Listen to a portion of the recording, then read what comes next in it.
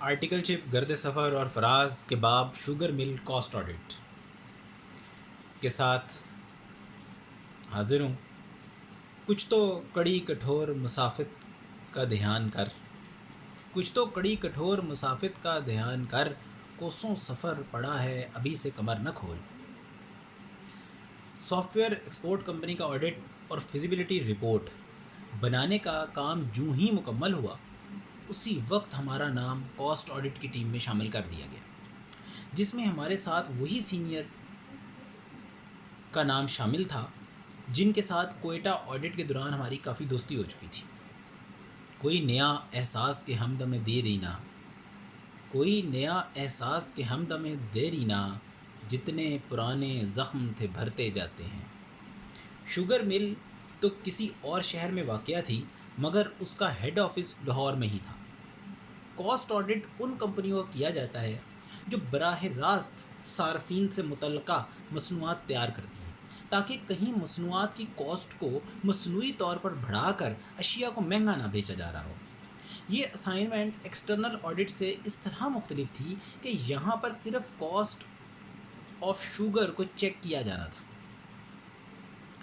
ایک کمرہ، کمپیوٹرز اور دیگر سٹیشنری وغیرہ ہمیں مل گئی۔ چینی بنانے کے لیے جو بھی اشیاء استعمال ہوئیں ان کے واچر کو چیک کیا۔ کام تو تقریباً ایکسٹرنل آڈٹ والا تھا، مگر یہاں صرف کاسٹ کے ایلیمنٹ کو چیک کرنا تھا۔ ہمارے ساتھ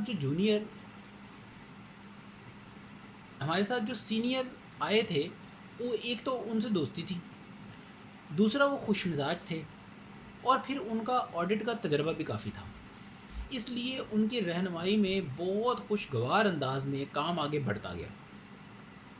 واچر سے لے کر ان کی اس کو چیک کرنے لگے اور فائلیں بنانے لگے۔ ابھی چند دن ہوئے تھے آڈٹ پر آئے ہوئے کہ فرم سے فون آ گیا کہ کل فائلیں لے کر آفس آ جاؤ۔ اتنے محدود کرم سے تو تغافل بہتر، گر ترسنا ہی مجھے تھا تو ترستا جاتا۔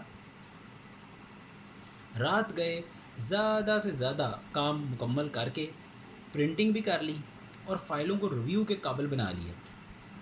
اگلے دن فرم پہنچ گئے، فائلیں ریویو کرائیں، جو پوائنٹس نوٹ کرنے والے تھے وہ نوٹ کر لیے، اور کلائنٹ سے جو کاغذات مزید درکار تھے وہ بھی منگوا لیے۔ آخر کار cost audit report client principal صاحب سے دستخط کروا